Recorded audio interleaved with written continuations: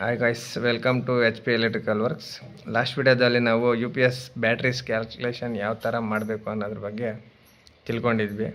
ಅದೇ ಥರ ಈಗ ನಾವು ಬ್ರೇಕರ್ ಸೈಜ್ ಮನೆಯಲ್ಲಿ ಇನ್ಸ್ಟಾಲ್ ಮಾಡೋ ಎಮ್ ಸಿ ಬಿ, ಇಂಡಸ್ಟ್ರಿಯಲಲ್ಲಿ ಯೂಸ್ ಮಾಡೋ M C C B, M P C B, R C C B, E L C B, ಆ ಥರ ಸೆವರಲ್ ಟೈಪ್ಸ್ ಬ್ರೇಕರ್ಸ್ ಇದೆ.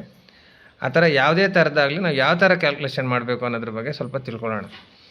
ಈಗ ಫಾರ್ ಎಕ್ಸಾಂಪಲ್ ನಮ್ಗೆ ಯಾವುದೇ ಸರ್ಕ್ಯೂಟ್ ಬ್ರೇಕರ್ ಇನ್ಸ್ಟಾಲ್ ಮಾಡಬೇಕಂದ್ರೆ ಅದಕ್ಕೆ ನಾವು ಕನೆಕ್ಟೆಡ್ ಲೋಡ್ ಮೇನ್ಲಿ ಬೇಕು. ಎಷ್ಟು ಕನೆಕ್ಟೆಡ್ ಆಗಿದೆ, ಅದರಲ್ಲಿ ಎಷ್ಟು ಟೈಮ್ಸ್ ಕನ್ಸ್ಯೂಮ್ ಆಗುತ್ತೆ, ಎಷ್ಟು ಟೈಮ್ಸ್ ಲೋಡ್ ತಗೊಳ್ಳುತ್ತೆ ಅನ್ನೋದ್ರ ಬಗ್ಗೆ ನಮಗೆ ಕ್ಲಾರಿಟಿ ಬೇಕಾಗುತ್ತೆ. ಅದೊಂದು ಫಾರ್ಮುಲಾಸ್ ಬಗ್ಗೆ ನಾವು ನೋಡಿಕೊಂಡು ತಿಳ್ಕೊಂಡು ತಗೋಬೇಕಾಗುತ್ತೆ. ಅದೇ ಥರ ಈಗ ನಾನು ಫಾರ್ ಎಕ್ಸಾಂಪಲ್ಗೆ motor load, lighting load, heating load, fans ಮತ್ತು ಈ ಲೋಡ್ನೆಲ್ಲ ತೊಗೊಂಡು 14 ಕಿಲೋವ್ಯಾಟ್ ಫಾರ್ ಎಕ್ಸಾಂಪಲ್ ತೊಗೊಂಡಿದ್ದೀನಿ. ಕಿಲೋವ್ಯಾಟ್ ಇದ್ದರೆ ನಾವು ಫಾರ್ಮುಲಾಗೆ ಅಪ್ಲೈ ಮಾಡೋಕ್ಕೆ ಬರೋಲ್ಲ, ಯಾಕಂದರೆ ಅದು ವ್ಯಾಟಲ್ಲೇ ಇರಬೇಕು. ಅದಕ್ಕೆ ನಾವೇನು ಮಾಡಿದ್ದೀವಿ, ಕಿಲೋವ್ಯಾಟ್ನ ವ್ಯಾಟ್ಗೆ ಕನ್ವರ್ಟ್ ಮಾಡಿದ್ದೀವಿ. ಇಲ್ಲಿ 1 kilowatt is equal to 1000 watt. ಹಾಗೆ ಎಷ್ಟಾಯ್ತು ನಮಗೆ? 14,000 ವ್ಯಾಟ್ ಆಯಿತು. ಆ 40,000 ವ್ಯಾಟ್ನ ನಮಗೆ ಫಾರ್ಮುಲಾಗೆ ಅಪ್ಲೈ ಮಾಡಬೇಕು. ಆದರೆ ಸಿಂಗಲ್ ಫೇಸ್ಗೆ ಡಿಫ್ರೆಂಟ್ ಫಾರ್ಮುಲಾಸ್ ಇರುತ್ತೆ, 3 ಫೇಸ್ಗೆ ಡಿಫ್ರೆಂಟ್ ಫಾರ್ಮುಲಾಸ್ ಇರುತ್ತೆ. ಅದನ್ನು ನೋಡೋದಾದರೆ ಸಿಂಗಲ್ ಫೇಸಲ್ಲಿ ಫಾರ್ಮುಲಾ ಇದು I is equal to P/V into power factor. P ಅಂದರೆ ಏನಪ್ಪ ಅಂದರೆ ಪವರ್ನ ಯೂನಿಟ್ ಏನು? ವ್ಯಾಟ್. ಓಕೆನಾ?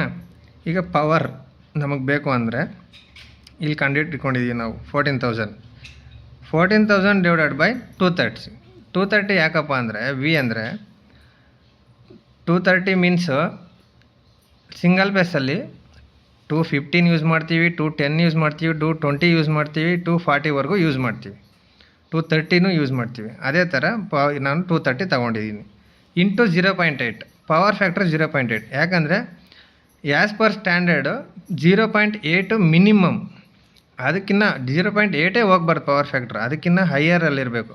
ಅಂದರೆ 0.8ಇಂದ 1ವರೆಗೂ ಇದು ನಮ್ಮ ಸ್ಟ್ಯಾಂಡರ್ಡ್. 1 ಇದ್ದರೆ ನಿಮ್ಮದು 100% ಓಕೆ ಇದೆ, ಸರ್ಕ್ಯೂಟ್ಸು ಮತ್ತು ಬ್ಯಾಲೆನ್ಸಿಂಗಾಗಿದೆ. ಮತ್ತು ಅದನ್ನು ನಾನು ನೆಕ್ಸ್ಟ್ ವೀಡಿಯೋದಲ್ಲಿ ಹೇಳ್ಕೊಡ್ತೀನಿ. ಪವರ್ ಫ್ಯಾಕ್ಟ್ರ್ ಅಂದರೆ ಏನು ಅದ್ರ ಬಗ್ಗೆ ಡೀಪಾಗಿ ಹೇಳ್ತೀನಿ. ಈಗ ನಮಗೆ ಕನೆಕ್ಟೆಡ್ ಲೋಡು ಆಮ್ಸ್ ಎಷ್ಟು ತೊಗೊಳ್ತಾ ಇದೆ ಅನ್ನೋದು ಇಲ್ಲಿ ನಮಗೆ ಗೊತ್ತಾಯಿತು. 48.69 ಆಮ್ಸ್ ತೊಗೊಳ್ತಾ ಇದೆ. ಅದಕ್ಕೆ ನಾವು ಸೇಫ್ಟಿ ಫ್ಯಾಕ್ಟ್ರ್ ಆ್ಯಡ್ ಮಾಡಬೇಕು. ಪ್ರತಿಯೊಂದು ಎಕ್ವಿಪ್ಮೆಂಟ್ಗೂ ಸೇಫ್ಟಿ ಫ್ಯಾಕ್ಟ್ರ್ ನಾವು ಇನ್ಕ್ಲೂಡ್ ಮಾಡಲೇಬೇಕು. ಏನಂದರೆ 20%, 15 to 20% ನಾವು ಮಿನಿಮಮ್ ಆ್ಯಡ್ ಮಾಡಬೇಕು. ನಾನು 20% ಆ್ಯಡ್ ಮಾಡ್ತಾಯಿದ್ದೀನಿ. 48.69 ಇಂಟು 0.20 20%. ಓಕೆನಾ? 9.738 ಆಮ್ಸ್ ಬಂದಿದೆ. ಆ 9.738ನ 48.69 ಆಮ್ಸ್ಗೆ ಆ್ಯಡ್ ಮಾಡಬೇಕು. ಇದು ಸೇಫ್ಟಿ ಫ್ಯಾಕ್ಟ್ರದ್ದು ಆಮ್ಸು. ಈಗ ಟೋಟಲ್ ಎಷ್ಟಾಯಿತು? 58.428 ಆಗಿದೆ. ಟೋಟಲ್ ಬ್ರೇಕರ್ ರೇಂಜ್ ನಮಗೆ ಅವೈಲೇಬಲ್ ಸಿಗೋದು ಮಾರ್ಕೆಟಲ್ಲಿ 63 ಆಮ್ಸ್ ಸಿಗುತ್ತೆ. ಅಂದರೆ ಎಷ್ಟು amps? 63 amps M C B ಸಿಗುತ್ತೆ. M C B, M P C B, M C C B ಈ ಥರ ನೀವು ಯೂಸ್ ಮಾಡ್ಬೋದು. ಅದೇ ಥರ ನಾವು 3 ಫೇಸಿಗೆ ಬಂದರೆ I is equal to P divided by √3 into V into power factor. √3 ಏನಂದರೆ 3 ಫೇಸ್ನ √3ನೇ ಯೂಸ್ ಮಾಡ್ತೀವಿ. √3 ಅಂದರೆ 1.73. ಓಕೆನಾ? ಇಲ್ಲಿ ನೋಡಿ ಯೂಸ್ ಮಾಡಿದ್ದೀನಿ. 14,000 ಡಿವೈಡೆಡ್ ಬೈ 1.73 ಇಂಟು 414 ಇಂಟು 0.8.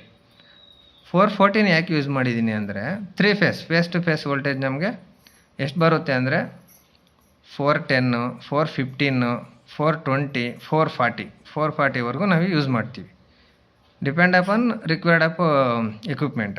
ಓಕೆನಾ? ಈಗ 14,000 ಡಿವೈಡೆಡ್ ಬೈ ಇದನ್ನೆಲ್ಲ ನಾವು ಕ್ಯಾಲ್ಕುಲೇಟ್ ಮಾಡಿದಾಗ 572.976 ಬಂದಿದೆ. ಆಗ ನಮಗೆ ಕನೆಕ್ಟೆಡ್ ಲೋಡ್ ಆಮ್ಸ್ ಎಷ್ಟಾಯಿತು? 24.43 ಆಮ್ಸ್ ಬಂದಿದೆ. ಅದರಲ್ಲೂ ಸೇಫ್ಟಿ ಫ್ಯಾಕ್ಟ್ರ್ ನಾವು ಆ್ಯಡ್ ಮಾಡಿದಾಗ 20% 4.886 ಆಗಿದೆ. ಅದಕ್ಕೆ ನಾವು 24.43ಗೆ 4.886 ಆ್ಯಡ್ ಮಾಡಿದಾಗ 29.316 ಆಮ್ಸ್ ಆಗಿದೆ. ಅಂದರೆ ನಮಗೆ ಅವೈಲೇಬಲ್ ಇರೋ ಮಾರ್ಕೆಟಲ್ಲಿ ರೇಂಜ್ ಬಂದು 32 ಆಮ್ಸ್ ಬ್ರೇಕರ್ ನಮಗೆ ಅವೈಲೇಬಲ್ ಸಿಗುತ್ತೆ. ಅದು ಎಮ್ ಸಿ ಬಿ ಆಗಿರ್ಬೋದು, ಎಮ್ ಸಿ ಸಿ ಬಿ ಆಗಿರ್ಬೋದು. ನೀವು ಡಿಸೈಡ್ ಮಾಡಬೇಕಾಗುತ್ತೆ. ನನಗೆ ಯಾವುದು ಬೆಸ್ಟ್ ಪ್ರೊಟೆಕ್ಷನ್ ಆಗಿರುತ್ತೆ ಆ ಸರ್ಕ್ಯೂಟ್ಗೆ ಅನ್ನೋದನ್ನು ಡಿಸೈಡ್ ಮಾಡಿ ನೀವು ಪರ್ಚೇಸ್ ಮಾಡಬೇಕಾಗುತ್ತೆ. ವಿಡಿಯೋ ಇಷ್ಟ ಆದರೆ ಲೈಕ್ ಮಾಡಿ, ಶೇರ್ ಮಾಡಿ, ಕಮೆಂಟ್ ಮಾಡಿ. ಏನಾದರೂ ಡೌಟ್ಸ್ ಇದ್ದರೆ ಕಮೆಂಟ್ ಸೆಕ್ಷನಲ್ಲಿ ತಿಳಿಸಿ. ಸಾಲ್ವ್ ಮಾಡೋಣ. Thanks for watching.